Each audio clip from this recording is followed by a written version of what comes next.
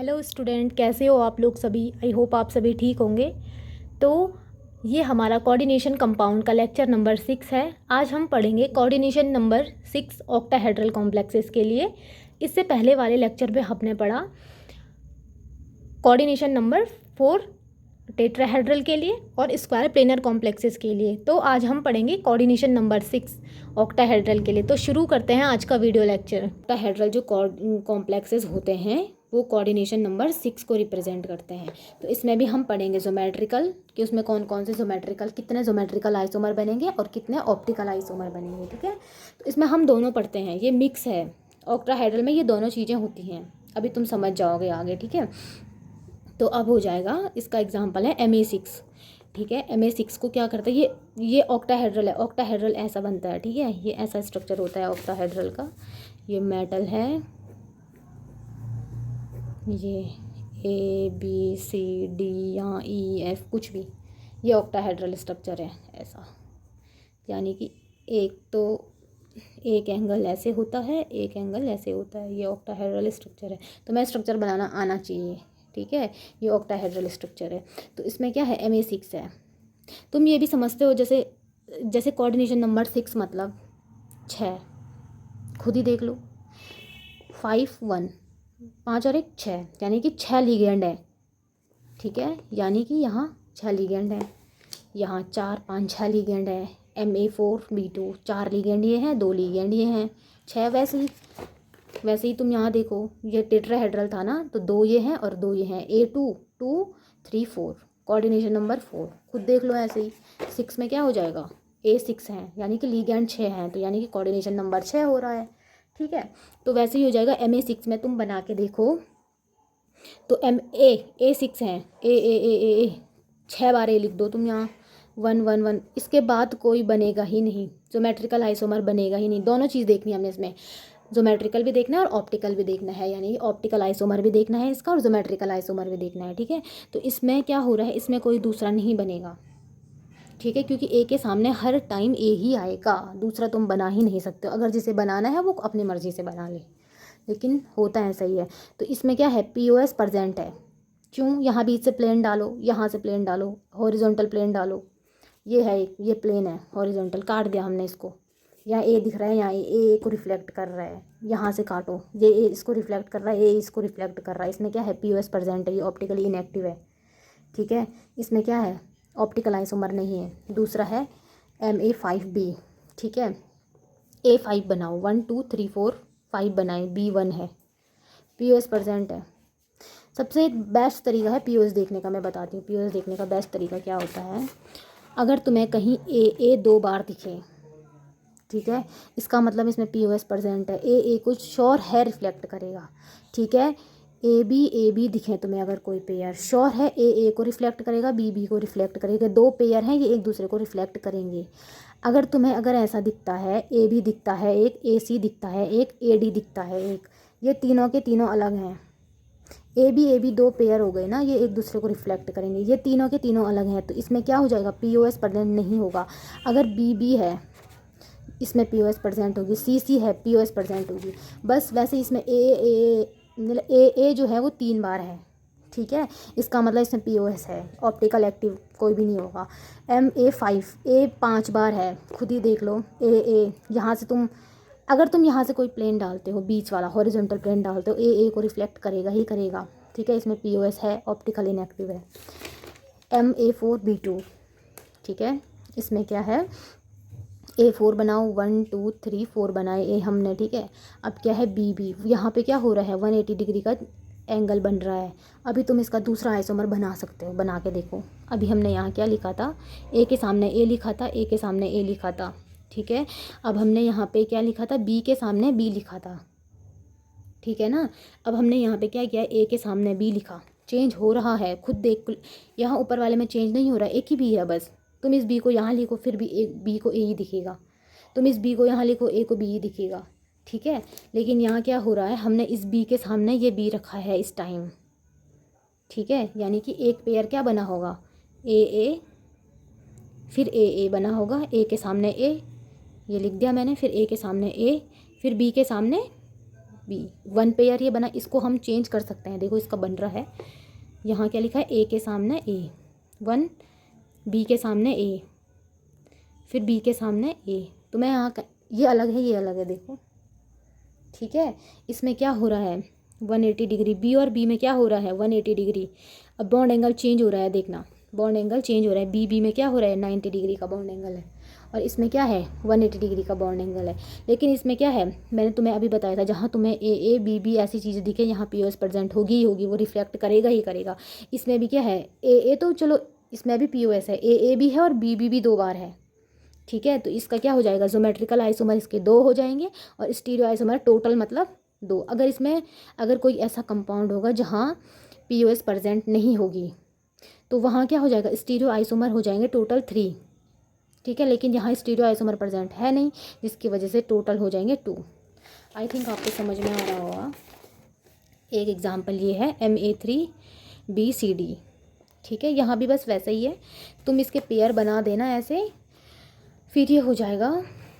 देखो यहाँ क्या किया, A3 है, B है, टोटल लिगेंड देखो 3 4 5 है, 1 2 3 4, ठीक है। यानी कि ये क्या है, सॉरी 3 4 5 6, यानी कि कोऑर्डिनेशन नंबर 6। अब समझ रहे होंगे ना तुम धीरे धीरे, ठीक है। तो ये एक पेयर बनाया, ए के सामने ए है, ए के सामने बी है, ए के सामने बी है, और सी के सामने डी है, 1 पेयर, ठीक है। इसमें क्या है, ये ऑप्टिकली इनएक्टिव है। देखो ऑप्टिकली इनएक्टिव क्यों है, क्योंकि ए के सामने ए है, यहाँ से प्लेन पास करोगे ये एक दूसरे को रिफ्लेक्ट करेगा, ये ऑप्टिकली इनएक्टिव है। ओके, दूसरा एग्जांपल है, अभी हमने ए के सामने तो ए ही रहने दिया, लेकिन यहाँ ए के सामने बी था तो हमने ए के सामने डी रख दिया। देखो ए के सामने हमने यहाँ डी रखा हुआ है, और यहाँ सी के सामने डी था तो हमने सी के सामने यहाँ बी रख दिया है। चेंज हुआ है ना, ज्योमेट्री चेंज हुई है, इसकी बॉन्ड एंगल्स चेंज हुए हैं। तो इसमें क्या हो जाएगा, ये भी क्या है ऑप्टिकली इनएक्टिव है। क्यों, क्योंकि यहाँ ए के सामने ए है, यहाँ से तुम काटोगे प्लेन हॉरिजॉन्टल प्लेन डालोगे, ए को रिफ्लेक्ट करेगा, ठीक है। अभी देखो हम इसको और भी बना सकते हैं, ए के सामने हम ए ही रखेंगे, लेकिन हमने यहाँ एक देखो तुम, यहाँ हमने किसी में भी ए के सामने सी रखा है, अभी तक किसी में नहीं रखा, तो हम रख सकते हैं। लेकिन क्या चीज़ नहीं करनी है यहाँ पे, वो चीज़ नहीं करनी है जो हमने पहले कर दी है। अभी हमने ए के सामने सी कहीं रखा ही नहीं है, तुम खुद देख लो, ए के सामने सी नहीं रखा है हमने, तो हम ए के सामने क्या रखेंगे, अभी सी रखेंगे। ए के सामने हमने यहाँ पहले ए रखा, फिर ए के सामने हमने सी रखा, फिर सी के सामने हमने बी रखा। ये भी ऑप्टिकल इनएक्टिव है, यहाँ बीच से कोई प्लेन डालोगे ये एक दूसरे को रिफ्लेक्ट करेगा। ओके, अब लास्ट है ये, ए के सामने बी रखो, कहीं अभी हमने ए के सामने बी रखा है, बताओ ज़रा, ए के सामने तुम्हें कहीं बी दिख रहा है कोई भी पेयर में? तो अभी हमने यहाँ ए के सामने क्या रखा, बी रख दिया। ओके, फिर हमने ए के सामने सी रख दिया, फिर हमने ए के सामने डी रख दिया।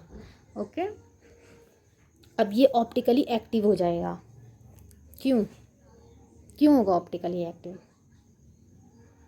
सारे अलग हैं, यहाँ ए बी है, यहाँ ए सी है, यहाँ ए डी है, नो पी ओ एस। तुम खुद ही देख लो ना, यहाँ बीच से कोई प्लेन पास कर रहे हो, यहाँ बीच से हॉरिजॉन्टल, यहाँ बीच से, ठीक है। यहाँ पे क्या बनाया ये मैंने, चलो ऐसे में समझ लो, ये है ए, ठीक है, ये ए है, ये बी है, ये ए है, ये सी है, ये ए है, ये डी है, यहाँ बीच से प्लेन पास कर रहे हो तुम। अभी देखो ये ए है, ये बी है, ये दोनों एक दूसरे को रिफ्लेक्ट नहीं करेंगे, क्योंकि ये ए है, ये बी है, अलग अलग हैं, ठीक है। अगर तुम यहाँ से कोई प्लेन पास करते हो तो ए को सी दिख रहा है, नहीं होगा। यहाँ से प्लेन पास कर रहे हो, ए को डी दिखेगा, नहीं हो रहा है, ठीक है। और में क्या हो रहा था, horizontal plane P O S pass कर रहे थे तुम प्लेन, तो रिफ्लेक्ट कर रहा था, इसमें नहीं कर रहा है, इसमें क्या हो जाएगा, ऑप्टिकली एक्टिव हो जाएगा ये। ओके, तो जब कोई भी चीज़ ऑप्टिकली एक्टिव है, इसका मतलब उसका एक जुड़वा भी होगा, वो प्लेन पोलराइज लाइट को रोटेट करता है, जिसकी वजह से वो एंटी क्लॉक घूमता है, क्लॉक घूमता है, ठीक है। उसका एक जुड़वा होगा जो क्या होगा, मिरर इमेज होगा, बट नॉन सुपर इम्पॉसिबल होगा। ये मैं पहले भी बहुत बार पढ़ा चुकी हूँ तुम्हें, ठीक है। तो इसमें टोटल ज्योमेट्रिकल आइसोमर बताओ, ये है Ma3BCD, इसमें टोटल ज्योमेट्रिकल आइसोमर बताओ। टोटल ज्योमेट्रिकल आइसोमर है 4, 1 2 3 4, ठीक है ना, समझ रहे हो ना, 4 यानी कि 1 2 3 4 क्या है, ज्योमेट्रिकल आइसोमर है। अभी एक इसका जुड़वा भी है, ये मत भूलना, इस वाले का जुड़वा भी है एक, ठीक है। तुम कहीं गए हुए हो, तुम किसी रिश्तेदार के यहाँ गए हो, तुम 4 लोग किसी रिश्तेदार के यहाँ गए हो, ठीक है।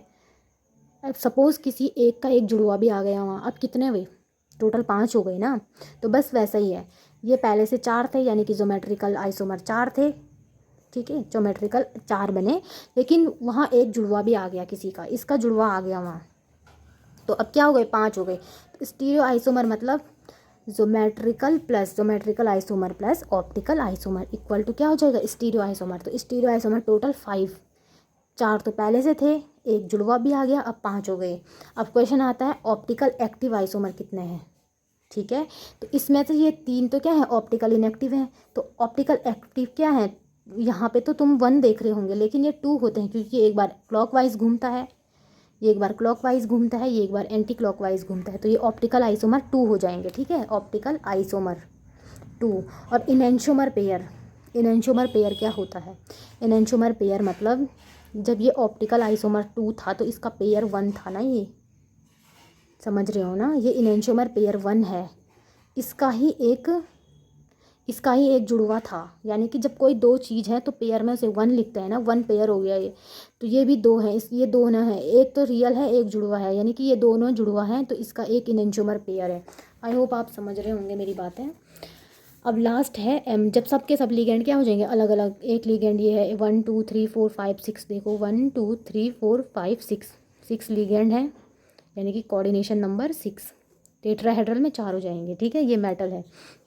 तो अब देखो इसकी बहुत इजी ट्रिक है, आपको बहुत अच्छे से समझ में आ जाएगी कि इसमें कितने ज्योमेट्रिकल आइसोमर होंगे, कितने स्टीरियो आइसोमर होंगे, इनैंशोमर पेयर कितने होंगे, सब चीज़ तुम्हें समझ में आएगा, ठीक है। इसमें क्या होता है, सबसे पहले तुम ए को बी के साथ पेयर बनाओ, फिर ए को सी के साथ पेयर बनाओ, ओके, ए को डी के साथ पेयर बनाओ, ए को ई के साथ पेयर बनाओ, ए को एफ के साथ पेयर बनाओ, टोटल काउंट करो 1 2 3 4 5 हुए, ठीक है। अब यहाँ बी बचा, ए हट गया तुम्हारा, ए का तुमने सबके साथ पेयर बना दिया, अब ए को किसी के साथ नहीं बनाना है, ठीक है। बी का सी के साथ पेयर बनाओ, बी का डी के साथ पेयर बनाओ, बी का ई के साथ पेयर बनाओ, बी का एफ के साथ पेयर बनाओ। अब कितने वे काउंट करो, 1 2 3 4 ये हुए। अब तुमने बी का किसी के साथ नहीं करना है, तुमने सबके साथ कर दिया। अब बचा सी सी का डी के साथ बनाओ, सी का ई के साथ बनाओ, वैसे कंटिन्यू सी का एफ के साथ बनाओ, टोटल वे 1 2 3, ठीक है। अब बचा डी का ई के साथ बनाओ, डी का एफ के साथ बनाओ, बचे 2। अब ई बचा, ई का एफ के साथ बनाओ, बचा 1। अब टोटल काउंट करो, टोटल हो रहे हैं 5 4 3 2 1, टोटल मिला के हो रहे हैं 15। तो इसके ज्योमेट्रिकल आइसोमर हो जाएंगे 15, ठीक है। अब और ये सारे के सारे क्या होते हैं, इसकी ये मेन बात है, जब सारे के सारे लिगेंड अलग होते हैं तो उसमें क्या होता है, सारे के सारे ज्योमेट्रिकल जो आइसोमर होते हैं, जो ज्योमेट्रिकल आइसोमर बनते हैं 15 के 15, जैसे कि यहाँ 4 बने थे तो वहाँ 15, इस वाले में 15 बन रहे हैं, ठीक है। तो इस वाले में जब 15 बन रहे हैं तो सब ऑप्टिकली क्या है, एक्टिव हैं, सारे के सारे ऑप्टिकली एक्टिव हो जाएंगे। तो जब एक का जुड़वा 2 हो रहा था, जब 2 बन रहे थे वो, ठीक है, यानी कि वो 15 कहीं गए थे, उनके साथ उनके जुड़वा भी आए, वहाँ तो तुम्हारे 4 थे ना, तो 3 तो ऑप्टिकली इनएक्टिव थे, तो उनका एक का जुड़वा था तो वो 5 हुए। तो यहाँ 15 है तो 15 के जुड़वा भी आएंगे उस पार्टी में, तुम किसी पार्टी में गए हो, वहाँ 15 बुलाए गए हो, लेकिन तुम 15 के 15 भी वहाँ जुड़वा चले गए, तो अब 30 हो जाएंगे तुम, टोटल स्टीरियो आइसोमर तुम्हारा 30 हो जाएगा, यानी कि all are optically active. So stereo isomer 15 + 15, 15 तो ज्योमेट्री वाले थे और 15 क्या हो गए तुम्हारे जुड़वा, 30। और इलेक्ट्रॉन ये तुम्हारे इनैंशोमर पेयर मतलब 15। आई होप आप समझ रहे होंगे मेरी बातों को, जो इनैंशोमर पेयर मतलब 15 के ही तो थे वो, पेयर बनाओ, अब 30 के पेयर बनाओ तो 15 ही बनेंगे, ठीक है। सो स्टूडेंट, कोऑर्डिनेशन नंबर 6 यहाँ पर कंप्लीट होता है। तो हम नेक्स्ट लेक्चर में पढ़ेंगे वीपीटी वैलेंस बॉन्ड थ्योरी, ठीक है। आई होप आपको समझ में आ रहा होगा। तो अगर आपको समझ में आ रहा है तो चैनल को सब्सक्राइब करें, लाइक करें एंड शेयर करें। Thank you.